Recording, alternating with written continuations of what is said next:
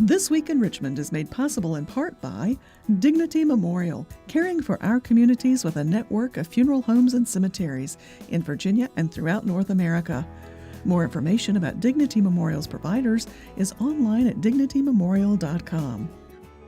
The Virginia Chamber of Commerce, the voice of the Virginia business community, working in legislative, regulatory, and political arenas to promote the free enterprise system. Information at vachamber.com. Virginia hospitals and health systems provide jobs. They support our economy and promote public health. Local hospitals are always open to help people with unexpected health needs. Having a stable healthcare network is vital. Virginia hospitals are our lifeline. It's amazing what my students with special needs can accomplish. Their pride is priceless. That's why I teach. Brought to you by the Virginia Education Association, because a good education is good for everybody. Additional support is provided by these sponsors.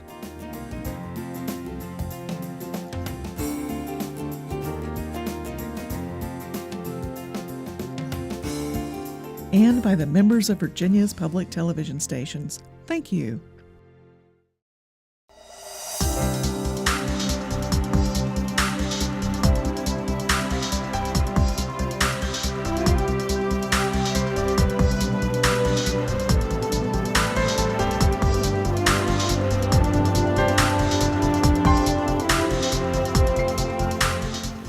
Welcome to This Week in Richmond, and welcome to the two of you, Quentin Brown, State Director, Communities of Schools in Virginia. Right. Communities in Schools of Virginia. Get those prepositions right. That's it. And Thomas Brewster, a longtime friend, and also serving as the Director of External Affairs for this organization that we're going to tell our viewers all about, and you're going to help. And Quentin, why don't we start with you? You're the state director. Sure. Some of our viewers say, oh yeah, I know Communities of School, but others are saying, I haven't heard of it yet. And the ironic thing is, which I'll touch on, is that most people we come in contact with have never heard of Communities in Schools. Is that right? That's right. We are a national organization with a very simple mission. It's complex, but it's very simple. Surround students with a community of support, empowering them to stay in school and achieve in life. And what that looks like on the ground is we place our site coordinators, employees of communities and schools, in our partnering schools. And their job, first and foremost, is to identify needs and challenges in students. Those challenges can range anywhere from needing school supplies to something more severe as needing food at home, basic needs, food, clothing, shelter, mental health services, dental, whatever it is that's preventing our students from achieving their full academic potential. Our job is to identify that need and connect that student and family to the resources and/or services that they need to be successful. And by doing so, we look to ultimately see graduation rates improve and dropout rates decrease. We've been doing that nationally now for approximately 40 years, and we've been seeing huge success in it, which I'm sure we'll touch on here later. But we have multiple research evaluations done by third parties that demonstrate that there is a value add when a communities and schools partnership happens within our local school districts.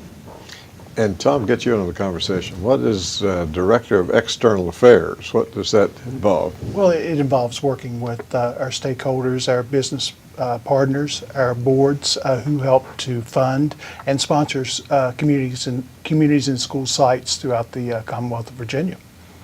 Okay, and let's touch on that some too on sites, because I enjoyed going on your website. Yep. And we're going to put the address up and keep it up quite a bit during the show. It directs them to Communities in Schools, and there they can go to the Virginia site and get Virginia information. And here in Central Virginia, I was seeing City of Richmond, Chesterfield County. Didn't see some other counties that have it. So what's the level of involvement, you might say, in different localities where they would have an office of their own? Well, first, let me start by sharing where we are. Though you mentioned two, we have 7 affiliates within the state of Virginia. Seven, yeah. And actually, for a second, let me back up even further and start from a national standpoint. Across the nation, each year we're serving 1.5 million students a year. And an interesting fact is that I opened up by saying most people we come in contact with have never heard of us. Right. but we are the nation's leading dropout prevention organization and also the 5th largest youth serving organization in the country. Again, serving 1.5 million students throughout the country. In terms of where we are throughout the nation, we're serving 24 states as well as the District of Columbia. Within the state of Virginia, we are serving 7 affiliates. So you mentioned 2 earlier, communities and schools of Richmond, Chesterfield, Petersburg, Northern Virginia, Hampton Roads, Southwest Virginia, and New River Valley. And in each of those areas, where you may be familiar with communities and schools of Richmond and Chesterfield, which are our longer standing affiliates, the other 5 that I just named are relatively new, but doing some phenomenal work in the regions that they're in. Well, that really shows the comprehensive picture of what you're doing. And so now take us on then into one of the schools. All right. And any part of the state, but what's happening in that school? How did you get there? If someone's watching and saying, we don't have it, how can they get it there? Right. So we are very intentional about our growth. One thing you'll know about communities and schools, or you'll find if you do any level of research with communities and schools, is that we go to the most challenged communities to make a meaningful impact. So if someone's at home watching and within their community they feel that there is a need for communities and schools, the first thing we're going to do, of course, is receive their phone call and receive their information, but we're going to take a step back and take a look to see if there is a real need there. Yes. And even after we identify that there's a need, we have to demonstrate that there's an ability to sustain the organization once we get there. Because what we're not in the business of doing is going into a community and serving students in elementary school, if you will, and we are a K-12 organization, but 2 or 3 years later, the community can't sustain us and we have to pull out. So we've started working with the child, we've built relationships, we've started doing work with the family, but now we have to go and there's no one there to continue serving that child and their family. Right. So, and if we do identify that there's a need and there's the ability to sustain the organization, we then place a task force within that community, do a full comprehensive needs assessment, make connections with the appropriate people, and then we place an executive director. Now, me sharing it in 30 seconds does not do it justice. This is a year, 2-year process. I was thinking it could very well be a year or 2 years. Yep. And the interesting thing, and you talked about just a few moments ago, what a lot of people hadn't heard of communities and schools. Whenever community schools goes into a community and establishes itself, the site coordinator actually becomes a working part of that building, to where you shouldn't be able to tell the difference between a counselor, an administrator, a teacher. Okay. They become a member of that community. And once the site coordinator is hired, that's really the, I guess, the special sauce of communities and schools. They're the ones that, find the students most at risk, most at need, and try to direct them toward the resources they need to be successful in the classroom. And not only work with the individual students, but also work with the families as well. One of the things that when we looked at Southwest Virginia and when we looked at New River Valley, there's 2 things we look for in establishing CIS in those communities. Desire to have CIS there because we don't want to go where we're not wanted. Sure. And need. Is there a need? Is there a fit for communities and schools? So, Communities and Schools is such a wonderful organization in that it feeds off of public-private partnership as opposed to, coming exclusively from public funds. It's reaching out to businesses and industry in the community and saying, here's how you can help our students most at risk and how you can produce a better dropout rate that in turn is going to improve your local economy. So in those schools, again, whether New River Valley, Petersburg, Northern Virginia, any part of the state, it sounds like you would have someone who'd probably be paid to be there. Do you tap into volunteers then? Let's say, again, there's someone watching who's and maybe there is a program in their vicinity where they live, and they haven't gotten involved in doing something, working, mentoring, or working with students. So what's your usage of volunteers? Well, as a quantifier, this past year, we utilized over 2,600 volunteers within our state network. Oh, just in Virginia? Just in Virginia. And those volunteers, they come to us in various capacities. You mentioned mentors, where there's and I'm very familiar, I actually served as a site coordinator over at Fairfield Court here in Richmond. And through one of our partnerships, we formed what we call a lunch buddy program, where we had volunteers come in to mentor students and have lunch with them on a weekly basis. That's one of the lower intense ends of volunteering, but then you have volunteers that work with students on academics. We have specialized volunteers that work with students who have received or have experienced traumatic experiences. So we have one-day volunteers. We have groups of people that come in and beautify our school buildings. So honestly and truthfully, and to be very candid, if there's someone watching right now and they have a burning desire in their heart to give back, whether it's through time, talent, or treasure, there is a place within communities and schools for that person. Absolutely. And of course, there's an intense vetting process, background checks, and all that, because we are functioning within the school system, so we want to follow those protocols. But there is a place for someone that has a genuine heart and wants to give back. And we work very well with other nonprofit 501c3 organizations. You know, for example, while I was superintendent in Pulaski, attendance is a big issue among students with that are high risk, high need. And we worked with Big Brothers Big Sisters to focus in on some of our students who are most at risk for being successful in the classroom just simply because they did not attend school. We work with Big Brothers Big Sisters. We work with boys and girls clubs and such. And you know, we partner very well with the locally established 501c3s in the community.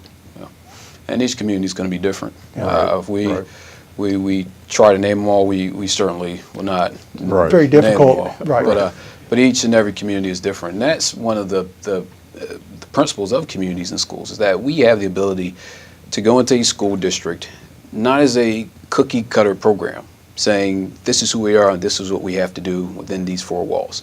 And we have our mission, we have our beliefs, and we have our vision. But when we go into a school district and a community, each school district and community has its own personality. And our ability to be nimble and adapt to that community and school district, it provides the fuel for us to be as impactful as we are. So again, those different organizations that we work with, it looks different in every community. And even within Richmond, you look at the different schools, they're all different. And that's by design. Every school is different, so we respond differently in each of those schools. Tom, you until very recently are just completing a time being superintendent of schools, as you said, in Pulaski County. So how do the superintendents, and then maybe also the principals, I don't want to say how do you get them involved, but how do you connect with them, I guess, and where there's a need, because I would think they would be ones who would really, I mean, they're interested in student success. Certainly. And for the most part, you know, if you don't have the support of the superintendent and the school division, it's very difficult to implement communities and schools in the schools within that division. So first and foremost, you have to have the support of that local superintendent and the administration of the building to make it work. You know, like I said before, it has to be a good fit. There has to be a need there, but there also has to be a good fit and a desire to have communities and schools in that district. We were very fortunate when we founded New River Valley to have a partner. We had Floyd County, who was also interested in communities and schools, and we were able to set up sites there. But I think it's pretty common throughout Virginia in most areas where there's been CIS sites established. The superintendent and the Richmond office has been very involved in, you know, creating those sites. Yeah, and you mentioned principals as well. Principals are important. We certainly don't move without superintendents wanting us in their district, but once we are in a district, the same thing applies at each individual school. We work very hard and very closely with our school principals to ensure that we have strong relationships, because if they don't believe in the model, if they don't believe in communities and schools, they're not going to utilize it to its full potential. But we've been successful enough and blessed enough to be able to say that our principals support us and they want us in their buildings, and they utilize us to full capacity, sometimes beyond that full capacity. Right. But we're happy to do so. Sometimes, someone from the outside, we hire a site coordinator and they start looking at the data, may see something that we didn't see as school employees. For example, they may see a high number of incarcerated parents. And so that may be something that at a programmatic level they can work with students and grandparents or whoever has prime custody, to sort of navigate and get through those experiences to where, the child's still able to function in the classroom. One of the things that I learned from going on your site, and I've concentrated most of it on the Virginia site, but some on the national as well, is how closely you work with school counselors, Yep. with social workers, if there's a school psychologist, and anyone who follows what's happening in public school education knows that schools are really overtaxed with tax probably isn't a good word, but they're stressed with what they can perform, and there's not enough time, not enough staff with counselors or social workers or other staff. They need the kind of support that you are willing to offer. Yeah, we work and I mentioned earlier that we adapt to every school. And every school is going to have a different list of team members working at a school, whether they have a social worker full-time or a counselor or an attendance clerk. And our job is never to duplicate services. Right. One of the key points that I try to drive home, and I was going to be intentional about getting it here, is that we never duplicate services. So when we go in to do that assessment, which we do on a community level, but we also do on a school level year to year. So when we do that community assessment, we're going to see very clearly where the strengths and opportunities are for any school. And a lot of those strengths lie in the team of people that are already employed by the school.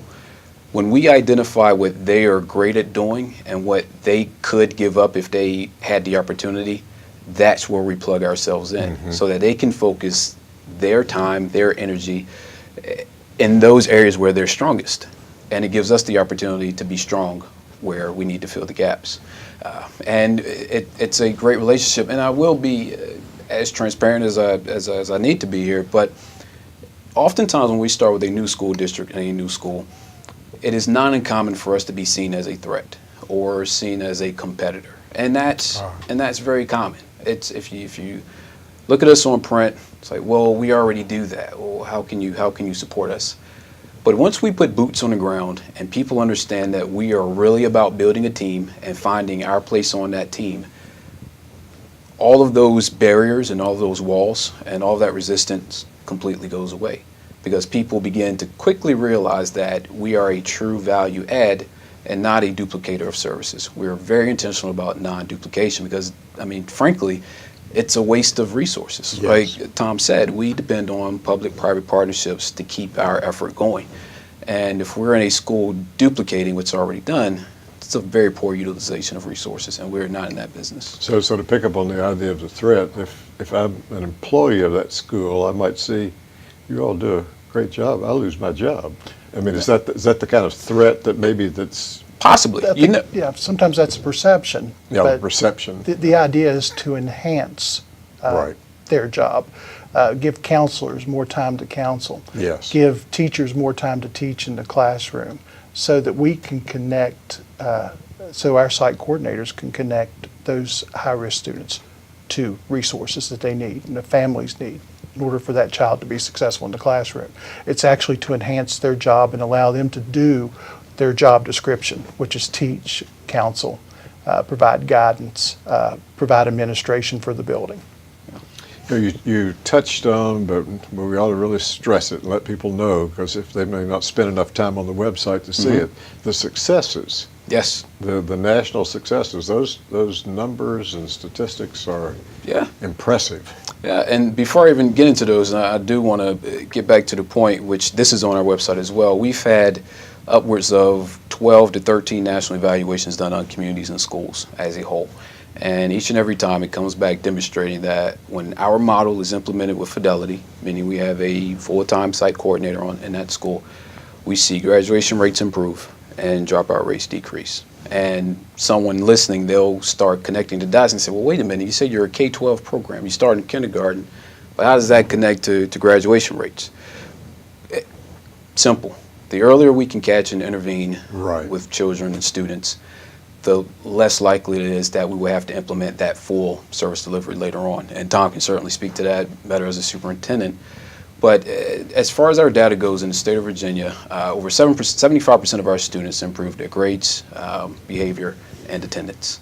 And over 91% of our K-11 students were promoted to the next grade, and over 90% of our seniors graduated. So when you look at communities and schools, just here in the state of Virginia, and then you expand nationally, the actual data points actually increase. So when you look at communities and schools on a state level here in Virginia, we are providing good quality work that has been vetted from all corners and demonstrates to continually provide positive impacts for our students that we serve.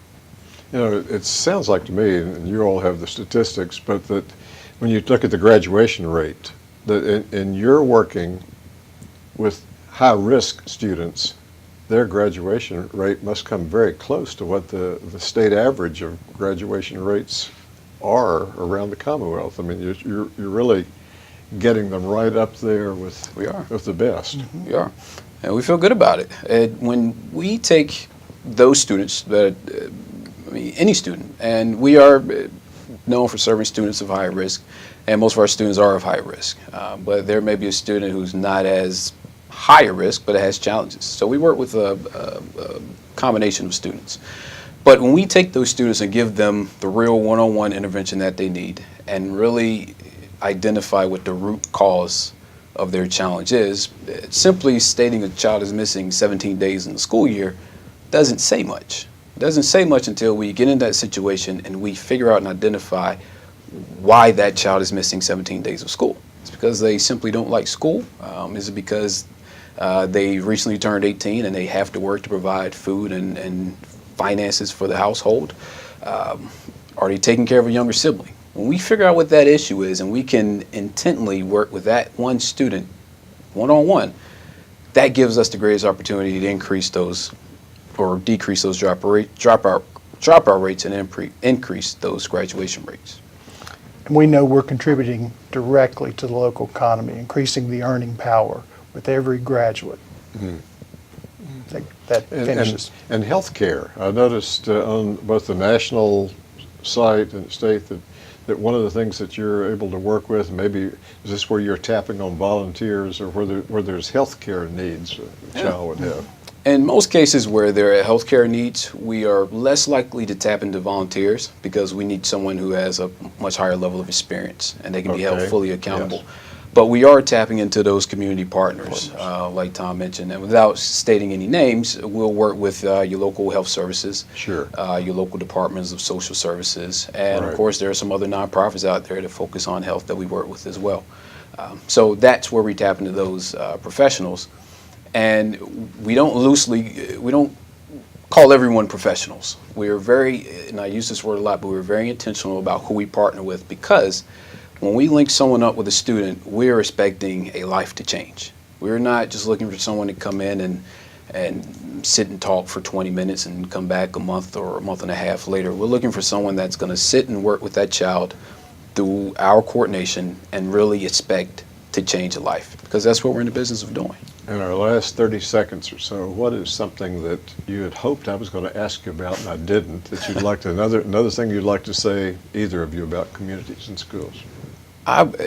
Maybe it's not a question for me, but I think Tom has the better experience to respond, but I would love to have Tom share from a superintendent's perspective the value of having communities and schools in their district. Get it right quickly, Tom. Certainly. The value for us in Pulaski County was having a site coordinator there in the school who could connect with counselors, administrators, teachers, all the internal partners, and also bring the external partners to the table.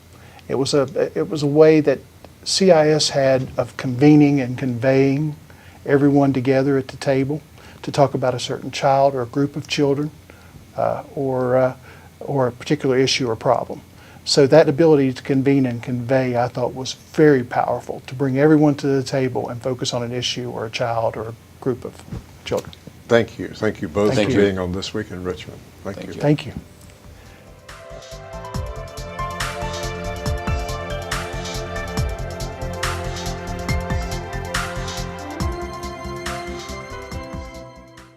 This Week in Richmond is made possible in part by Dignity Memorial, caring for our communities with a network of funeral homes and cemeteries in Virginia and throughout North America.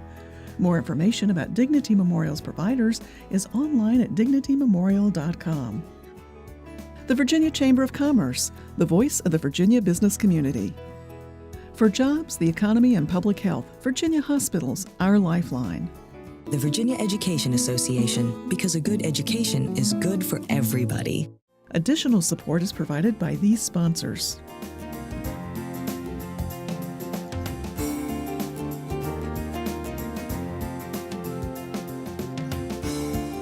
And by the members of Virginia's public television stations. Thank you.